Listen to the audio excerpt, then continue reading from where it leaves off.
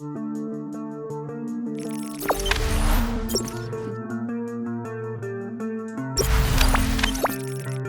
yakin Sintayong bawa Indonesia lepas dari belenggu runner-up AFF mulai saat ini.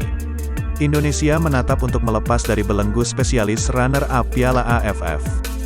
Ketua Umum PSSI, Muhammad Iryawan tetap memberikan apresiasi tinggi kepada skuad Garuda meskipun gagal meraih juara Piala AFF 2020. Di laga final, Timnas Indonesia dikalahkan Thailand 4-0 pada leg pertama dan bermain imbang 2-2 pada pertemuan kedua. Iryawan pun menilai permainan Timnas Indonesia yang mayoritas diperkuat pemain muda sudah sangat baik. Garuda Muda telah tampil all out di babak final ini. Mereka masih muda, rata-rata pemain berumur 23-7 tahun. Sedangkan Thailand 27-28 tahun.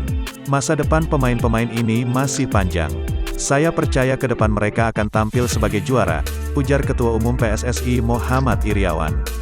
Lebih lanjut, Iryawan mengatakan meskipun tidak juara, semua warga negara Indonesia patut bangga atas perjuangan mereka hingga bisa masuk final.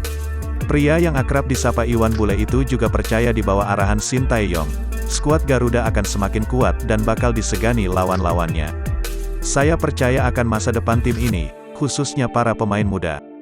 Di tangan Sintayong, tim akan semakin matang. Percaya dengan proses dan kita tinggal tunggu hasilnya, ujarnya.